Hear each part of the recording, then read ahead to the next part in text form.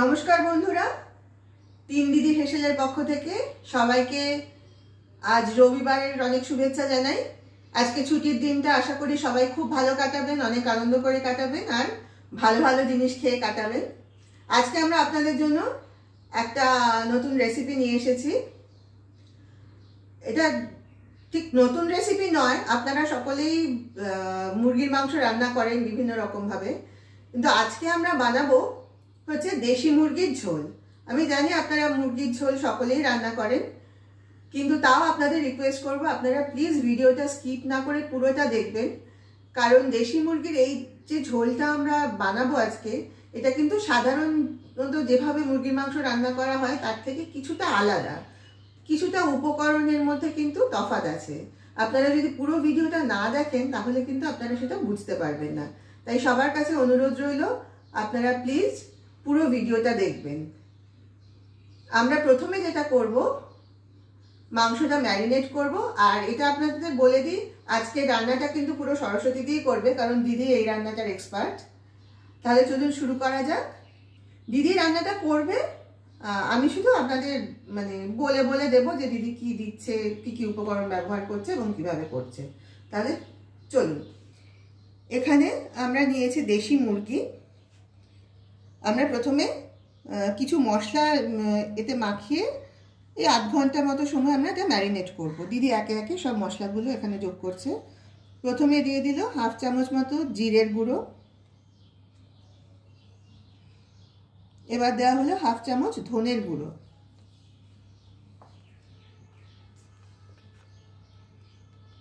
এবার দিচ্ছে ছোট চামচের 1 চামচ মতো আদা বাটা,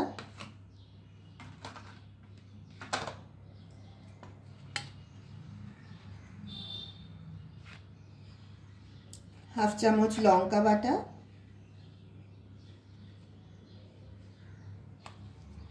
এবার দিল হাফ চামচ কাশ্মীরি লঙ্কা বাটা,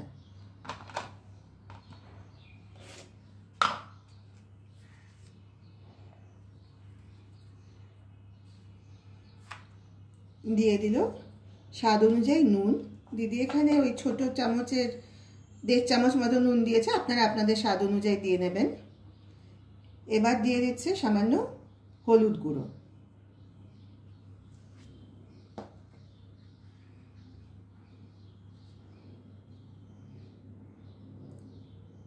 এবার দেওয়া হচ্ছে সর্ষের তেল,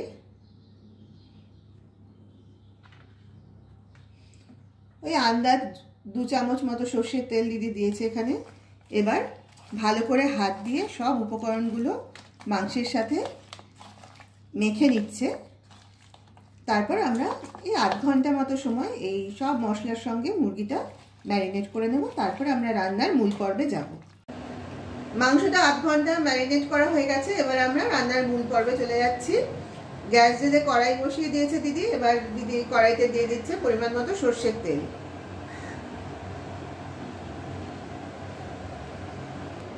তেলটা গরম হয়ে গেছে, এবার প্রথমে আমরা কেটে রাখা আলুটা ভেজে নেব। দিদি আলুগুলো কড়াইতে দিয়ে দিচ্ছে।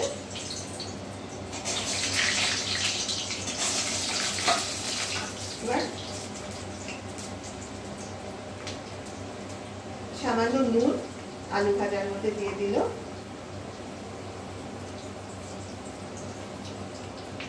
এবার দিয়ে দিচ্ছে সামান্য হলুদ।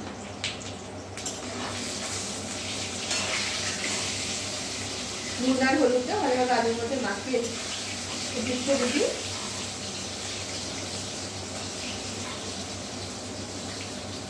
আলুটা ভাজা হয়ে গেলে আমরা রান্নার পরবর্তী স্টেপে যাব।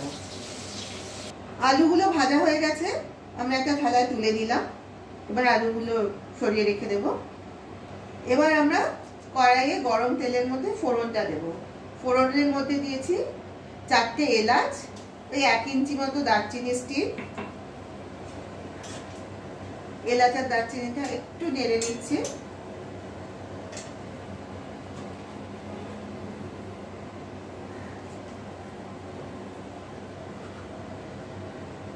তারপর দিয়ে দেওয়া হলো সামান্য গোটা জিরে। এবার দিদি দিয়ে দিচ্ছে তেজপাতা। কটা দিয়েছে তেজপাতা?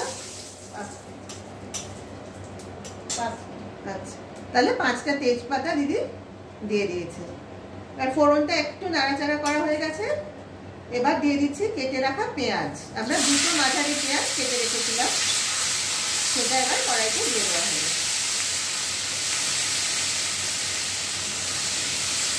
পেঁয়াজটা হালকা ভাজা করে নেব, তারপরে আমরা মাংসটা কড়াইতে দেব। আমাদের পেঁয়াজটা ভাজা হয়ে গেছে। এবার আমরা আগে থেকে যে ম্যারিনেট করে রেখেছিলাম সেই দেশি মুরগিটা আমরা এবার দিয়ে দিচ্ছি কড়াইতে।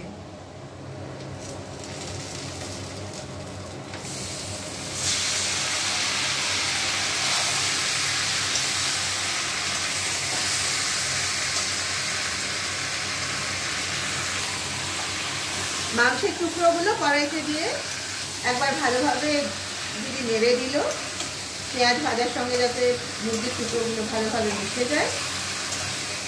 এরপরে আমরা একটা কিন্তু জিনিস এখানে অ্যাড করব। এই যে টুকরো করে কেটে রাখা আছে, আমি জানি না আপনারা কতজন এটা চেনেন।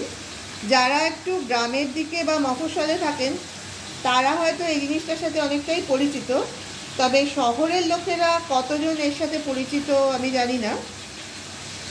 এইটাকে বলে চই, মানে আমরা চই বলি। বিশেষ করে যখন দেশি মুরগি বা হাঁস আপনারা রান্না করবেন তখন এই জিনিসটা ব্যবহার করলে কিন্তু তার স্বাদ আর গন্ধ দুটোই খুব সুন্দর হয়। আপনারা অন্য রান্নাতেও দিতে পারেন, সাধারণ ব্রয়লার মুরগি বা মাছের রান্না করলেও চই ব্যবহার করতে পারেন, কিন্তু বিশেষ করে দেশি মুরগি এবং হাঁসের ক্ষেত্রে এইটা কিন্তু অবশ্যই ব্যবহার করার চেষ্টা করবেন। শহরেরও কিন্তু কোনো কোনো বাজারে এটা পাওয়া যায়। এটার গন্ধটা অনেকটা গোলমরিচের মতো, মানে চিবিয়েও খেতে পারেন। তাতে কিন্তু স্বাদ যেমন ভালো হয়, তার সঙ্গে এটা কিন্তু মুখে অরুচি হলে মুখে রুচি ফেরাতেও সাহায্য করে।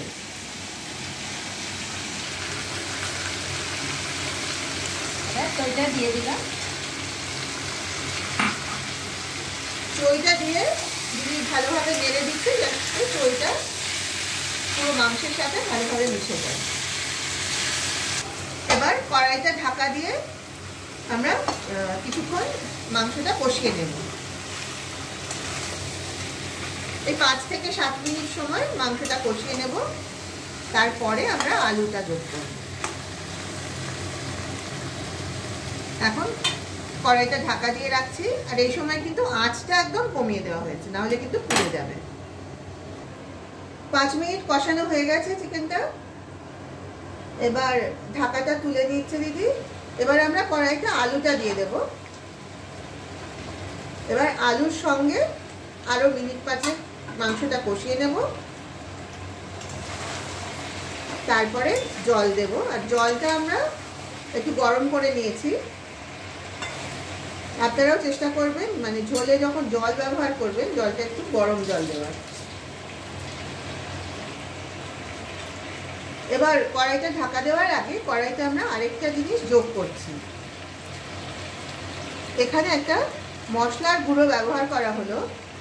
এই মশলাটা আসলে ধনে, জিরে, দারচিনি আর এলাচ এগুলো শুকনো কড়াইতে ড্রাই রোস্ট করে নিয়ে তারপর সেটা গুঁড়ো করে রাখা হয়েছে। এই মশলাটা আমরা এখানে ব্যবহার করলাম। এবার দিদি পুরোটা ভালোভাবে নেড়ে দিচ্ছে যাতে মশলাটা ভালোভাবে মিশে যায়। এই অবস্থায় আরও 5 মিনিট আমরা মাংস আর আলুটাকে একসঙ্গে কষিয়ে নেব সব মশলার সাথে, তারপরে গরম জলটা যোগ করব। মাংস আর আলুটা ভালোভাবে কষানো হয়ে গেছে।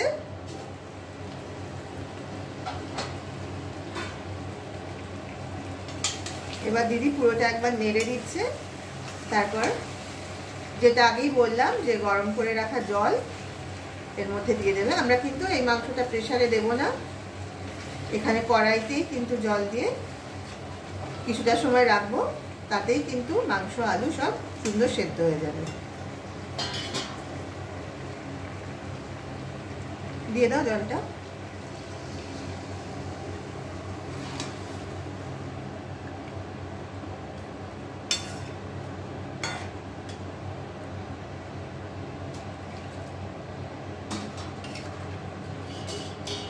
আর এই রান্নাটা কিন্তু বেশি কষা কষা হবে না, এটা কিন্তু একটু পাতলা ঝোলই থাকবে, তাতেই কিন্তু খেতে ভালো হবে।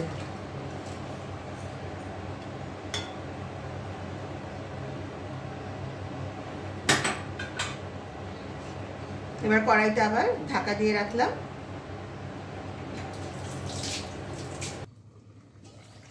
10 মিনিট সময় পেরিয়ে গেছে। এবার দিদি কড়াইয়ে ঢাকাটা তুললো। দিদি একটু দেখে নাও সেদ্ধটা কেমন হয়েছে।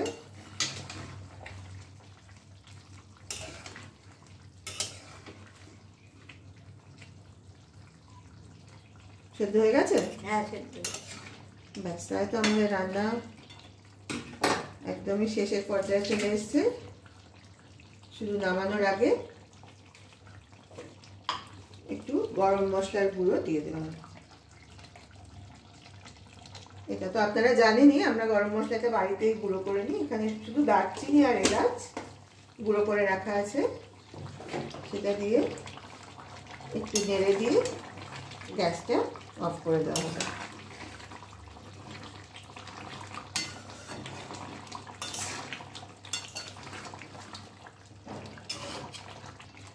গ্যাসের ফ্লেমটা অফ করে দেওয়া হয়েছে। তাহলে আমাদের দেশি মুরগির ঝোল কিন্তু একদম রেডি। গরম গরম ভাতের সাথে এরকম একটা ঝোল হলে কিন্তু রবিবারের দুপুরটা একদম দারুণভাবে জমে যাবে। তাহলে আপনারা দেখলেন আমরা কিভাবে দেশি মুরগির ঝোলটা বানালাম। এটা খুব সহজভাবেই আমরা এই রান্নাটা করেছি। আপনারা সকলেই মুরগির ঝোল রান্না করেন, শুধু দুটো জিনিস আমরা এখানে বিশেষভাবে ব্যবহার করেছি। একটা যেটা আপনাদের দেখালাম, ওই চইয়ের টুকরো, আর হচ্ছে ভাজা মশলার গুঁড়ো। এই দুটো জিনিস ব্যবহার করলে কিন্তু রান্নার স্বাদ এবং গন্ধ দুটোই অনেক গুণ বেড়ে যাবে। কাজেই আপনারাও কখনো দেশি মুরগি রান্না করলে প্লিজ একবার এই পদ্ধতিতে করবেন। আশা করি সবার খুব পছন্দ হবে। আপনারা যারা যারা ইউটিউব চ্যানেল থেকে তিন দিদির হেসেলের এই ভিডিও দেখছেন, তাদের সবাইকে অনুরোধ করছি আপনারা প্লিজ আমাদের চ্যানেলটাকে সাবস্ক্রাইব করুন এবং লাইক, কমেন্ট আর শেয়ার করে প্লিজ আমাদের পাশে থাকুন। আর পাশের বেল আইকনটাকে প্রেস করে দিন, যাতে আমরা যখনই এই চ্যানেলে কোনো নতুন রেসিপি আপলোড করব তার নোটিফিকেশন আপনারা পেয়ে যাবেন। আর আপনারা যারা যারা ফেসবুক থেকে দেখছেন আমাদের এই ভিডিও, তাদের সকলকে অনুরোধ করছি আপনারা প্লিজ আমাদের তিন দিদির হেসেল পেজটাকে ফলো করে আমাদের পাশে থাকুন এবং প্লিজ লাইক, কমেন্ট আর শেয়ার দিয়ে আমাদের আরও উৎসাহিত করুন। আজ তাহলে এই পর্যন্তই। সবাই ভালো থাকুন, খুব আনন্দে কাটান এই রবিবারের দিনটা। আজ তাহলে এই পর্যন্তই। আবার খুব শিগগির আপনাদের জন্য একটা নতুন রেসিপি নিয়ে আমরা হাজির হয়ে যাব। সবাই ভালো থাকবেন। নমস্কার।